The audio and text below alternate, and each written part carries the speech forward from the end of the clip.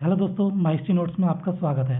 और दोस्तों, वीडियो को देखने से पहले चैनल को सब्सक्राइब जरूर कर दें और बेल आइकन को जरूर दबा दें ताकि आने वाली वीडियो के अपडेट्स आपको मिलती रहे। तो चलिए दोस्तों, स्टार्ट करते हैं आज का टॉपिक। तो दोस्तों, आज का जो हमारा टॉपिक है वो है एक दार्शनिक, एक फ्रांसीसी यात्री और एक इतिहासकार यानी कि बर्नियर के बारे में।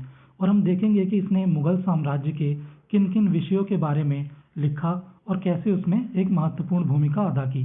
तो चलिए दोस्तों, शुरू करते हैं। बर्नियर का जन्म फ्रांस के जोई नामक स्थान पर 1620 ईस्वी में हुआ था।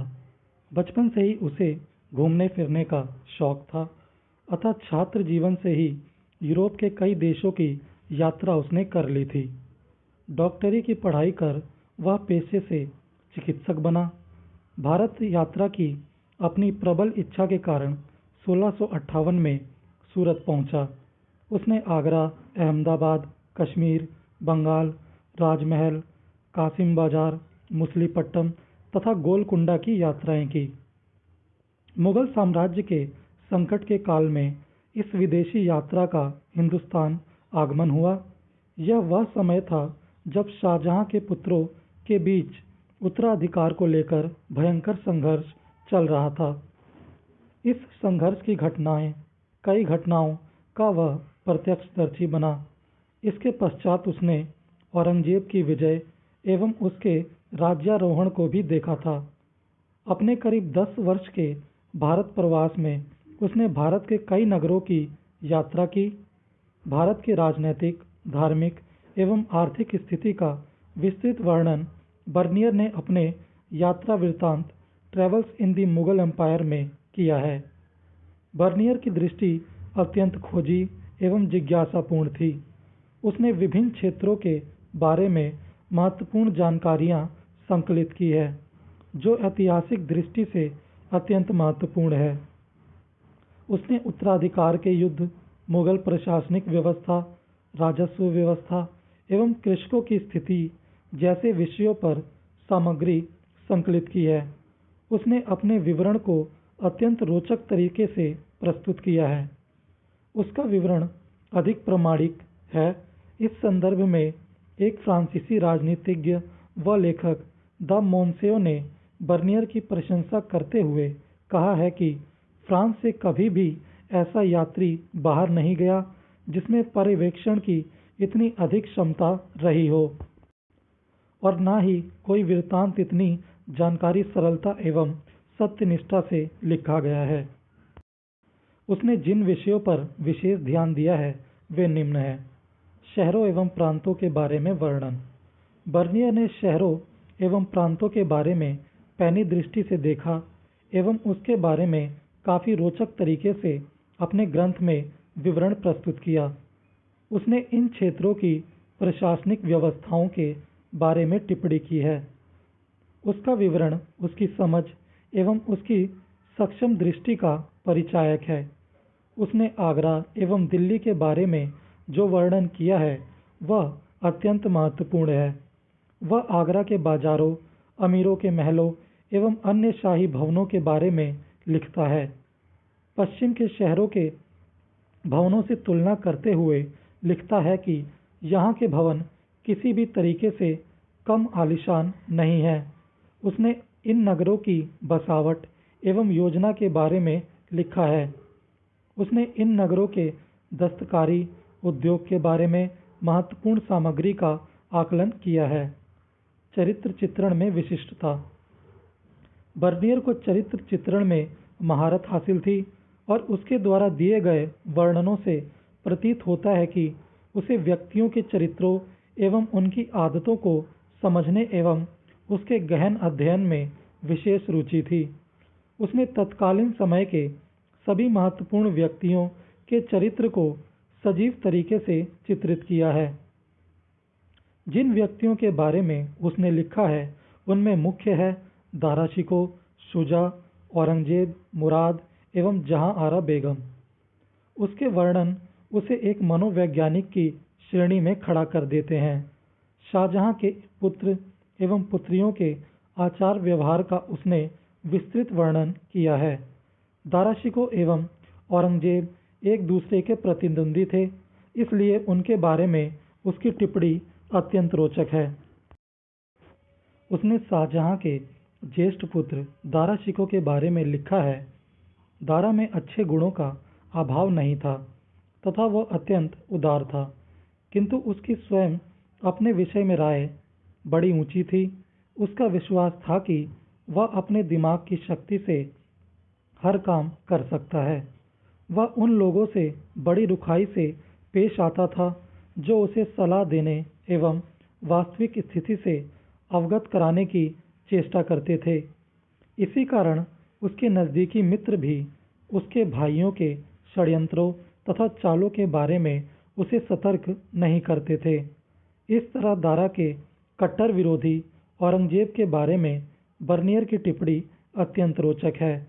वह लिखता है कि औरंगजेब में दारा के समान शिष्टता एवं भद्रतापूर्ण व्यवहार का अभाव था, किंतु उसमें निर्णय लेने की अद्भुत क्षमता थी तथा अपने सहायकों एवं हितैषियों का चयन करने में उसकी दृष्टि बड़ी पैनी थी।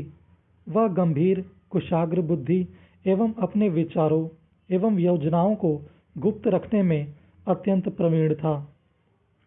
शाह शुजा के बारे में बर्नियर बताता है कि शुजा षड्यंत्र रचने में अत्यंत माहिर था। उसके पास अमीरों को वश में करने की क्षमता थी, मगर उसका सबसे बड़ा दुर्गुण यह था कि वह आमोद प्रमोद का दास था। मात्र शहजादे ही नहीं, बर्नियर ने मुगल शहजादियों के बारे में भी अपनी राय प्रस्तुत की है। वह बताता है कि शहजादी के प्रति शाहजहां को अत्यधिक अनुराग था। वह यह भी बताता है कि शहजादियों से शादी के उपरांत वह व्यक्ति शाही पद के लिए दावेदारी प्रस्तुत कर सकता था, अतः इस प्रकार की अप्रिय स्थिति को आने ही नहीं दिया जाता था। बर्नियर ने उत्तराधिकार संबंधी एवं सामूगढ़ का विस्तृत विवरण प्रस्तुत किया है। बर्नियर बताता है कि चंपत राय बुंदेला ने बुंदेलखंड के जंगलों में रास्ता बताने एवं चंबल नदी पार कराने में औरंगजेब की अत्यंत मदद की थी। युद्ध में पराजय के पश्चात दारा शिकोह जब गुजरात की ओर भागा, तब उसकी पत्नी नादिया बानो बेगम बहुत बीमार थी। दारा के आग्रह पर बर्नियर ने उसका इलाज किया था। दिल्ली की सड़कों पर जब मैले कुचले हाथी पर बैठाकर दारा को घुमाया गया था एवं उसकी हत्या की गई थी, तब इन सब दृश्यों को बर्नियर ने स्वयं देखा था। इब्न बतूता एवं टैवर्नियर की तरह वह भी ग्वालियर किले का उल्लेख करता है। वह बताता है कि दारा पुत्र सुलेमान शिकोह एवं मुरादा बख्श को ग्वालियर किले में मान मंदिर के तहखाने में कैद कर लिया गया था एवं उन्हें औरंगजेब के आदेश से मार डाला गया था। कृषकों की स्थिति का वर्णन। बर्नियर ने कृषकों की स्थिति को राजस्व प्रशासनिक व्यवस्था से जोड़कर देखने का प्रयास किया। वह लिखता है कि राजस्व प्रशासन में जागीरदार की नियमित स्थानांतरण की नीति प्रचलन में थी। मुगल प्रशासन में यह नीति जागीरदारों पर अंकुश लगाने के लिए लागू की गई थी, लेकिन इसका कृषकों पर बुरा प्रभाव पड़ा। जागीरदार अपनी जागीर के बारे में सदैव खतरा महसूस करते थे। वह जागीरी क्षेत्र कभी भी उसके हाथों से निकल सकता था, इसलिए वह किसानों से अधिक राजस्व वसूलने का प्रयास करता था। इसके अतिरिक्त वह अपने जागीरी क्षेत्र के विकास में भी कोई रुचि नहीं लेता था। दूसरी तरफ लगान की अधिकतम वसूली से परेशान किसान अपनी कृषि छोड़कर भाग जाते थे। यह भगोड़े किसान या तो कोई अन्य व्यवसाय अपना लेते थे अथवा कभी-कभी वे राजा के क्षेत्र में शरण लेकर कृषि कार्य करते थे। बर्नियर के अनुसार राजाओं के क्षेत्र में किसानों पर करों का भार कम था।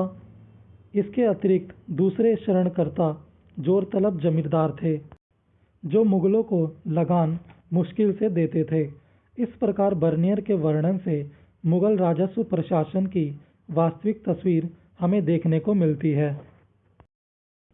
आगे बर्नियर बताता है कि हिंदुस्तान के साम्राज्य के विशाल ग्रामीण आंचलों में से कई केवल रेतीली भूमियां एवं बंजर पर्वत ही है। यहाँ की खेती अच्छी नहीं है और इन इलाकों की आबादी भी कम है। यहाँ तक कि कृषि योग्य भूमि का एक बड़ा हिस्सा भी श्रमिकों के अभाव में कृषि विहीन रह जाता है। इनमें से कई श्रमिक गवर्नरों द्वारा किए गए दुर्व्यवहार के फलस्वरूप मर जाते हैं। गरीब लोग जब अपने लोभी स्वामियों की मांगों को पूरा करने में असमर्थ हो जाते हैं तो उन्हें न केवल जीवन निर्वाह के साधनों से वंचित कर दिया जाता है, बल्कि उन्हें अपने बच्चों से भी हाथ धोना पड़ता है, जिन्हें दास बनाकर ले जाया जाता है। इस प्रकार इस अत्यंत निरंकुशता से तंग आकर कृषक गांव ही छोड़कर चले जाते हैं। व्यापार एवं सोना चांदी। बर्नियर बताता है कि भारत में बाहर के कई देशों से अनेक प्रकार की वस्तुएं लाई जाती हैं, लेकिन इसके भुगतान के रूप में बाहरी व्यापारी सोना चांदी नहीं लेते, बल्कि यहाँ की बनी वस्तुएं बाहर ले जाना पसंद करते हैं। यह विनिमय उनके लिए अधिक लाभदायक होता है। इसके अतिरिक्त विदेशी व्यापारी हिंदुस्तान के माल को सोना चांदी के भुगतान के द्वारा खरीदते हैं। यह सोना चांदी वापस कभी बाहर नहीं जाता, बल्कि यहीं रह जाता है। यहाँ इन बहुमूल्य धातुओं को संग्रह करने की प्रवृत्ति है। इस प्रवृत्ति के बारे में बर्नियर की टिप्पणी अत्यंत महत्वपूर्ण है। वह लिखता है कि यदि मुगल साम्राज्य सोने चांदी को आत्मसात करने के लिए एक गहरे सोते के समान है, किंतु यह बहुमूल्य धातुएं अन्य स्थानों की तुलना में चलन में अधिक नहीं है। इसके विपरीत यहाँ के लोगों के जीवन स्तर में दुनिया के अन्य स्थानों की अपेक्षा समृद्धि की झलक कम दिखाई देती है। इस परिस्थिति के उसने बहुत से कारण बताए हैं, जिनमें मुख्य है सोने चांदी की अधिकांश मात्रा को स्त्रियों के आभूषण बनाने के लिए गला दिया जाना एवं बचाने के लिए धरती के नीचे गाड़ देना। इससे इतनी बड़ी मात्रा में बहुमूल्य धातु चलन से बाहर हो जाती है। वह लिखता है कि इतनी बड़ी मात्रा में सोने चांदी के भारत में आने के बावजूद यह देश लाभान्वित नहीं हो पाता। इन विषयों के अतिरिक्त भी बर्नियर ने अनेक पक्षों के बारे में महत्वपूर्ण वर्णन प्रस्तुत किए हैं। उसने जिन पक्षों पर अधिक कलम चलाई है उनमें मुख्य है राजपूतों में शस्त्र विद्या की परंपरा, घुड़सवारों की दक्षता एवं अमीर वर्ग की बनावट। उसके अनुसार अमीर वर्ग में बाहर से आए कई व्यक्ति सम्मिलित हैं। यह लोग रोजगार की तलाश में भारत आए थे एवं मुगल अमीर वर्ग का अंग बन गए। वह लिखता है कि अमीर वर्ग के इन सदस्यों को काफ़ी बड़ी रकम वेतन के रूप में मिलती है और उसके पश्चात भी वे ऋणग्रस्त रहते हैं। वे फिजूल खर्ची एवं शानो शौकत पर अत्यधिक खर्च करते हैं। यही उनकी बर्बादी का अंत में कारण बनते हैं। कश्मीर का शाल उद्योग। बर्नियर ने कश्मीर के बारे में काफ़ी महत्वपूर्ण सामग्री का संकलन किया है। उसने यहाँ के शाल उद्योग का काफ़ी रोचक वर्णन प्रस्तुत किया है। वह लिखता है कि शाल की बुनाई एक प्रकार की काशीदाकारी है। दो प्रकार की शालों के बारे में वह लिखता है।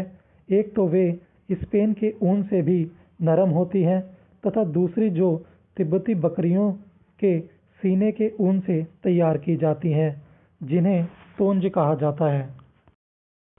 तोंज ऊन से निर्मित शाल रेशमी ऊन के शालों से अधिक कीमती होती है।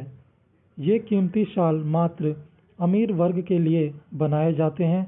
कश्मीर के अतिरिक्त पटना और लाहौर में इस प्रकार के शाल बनाए जाते हैं, लेकिन कश्मीर के शालों से इनकी कहीं कोई तुलना नहीं की जा सकती। बर्नियर ने इसके अतिरिक्त काश्तकारों एवं दस्तकारों की स्थिति पर पर्याप्त प्रकाश डाला है। बर्नियर ने विभिन्न अधिकारियों एवं सैनिकों के वेतन पर प्रकाश डाला है। साथ ही वह लिखता है कि दिल्ली के आसपास का इलाका अत्यंत उपजाऊ है। यहाँ मक्का, चावल, बाजरा, नील, गन्ने की खेती होती है।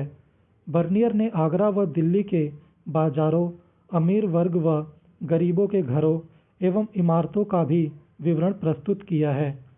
निष्कर्ष: कुल मिलाकर इस फ्रांसीसी यात्री का वर्णन विविधता से भरा अत्यंत रोचक है। इससे भारत के बारे में उसकी गहन दृष्टि का पता चलता है। वह एक अच्छा पर्यवेक्षक एवं चरित्रों के मूल्यांकन का एक मनोवैज्ञानिक था। उसका यह वर्णन सर्वप्रथम travels in the Mughal Empire के शीर्षक से 1670 ईस्वी में प्रकाशित हुआ था। इसमें कोई संदेह नहीं कि उसका यात्रा विवरण अत्यंत महत्वपूर्ण है, लेकिन उसे सावधानीपूर्वक उपयोग में लेने की ज़रूरत है। तो दोस्तों, इसी के साथ हमारा ये टॉपिक भी समाप्त हुआ और कमेंट करके ज़रूर बताएं कि आपको कैसा लगा।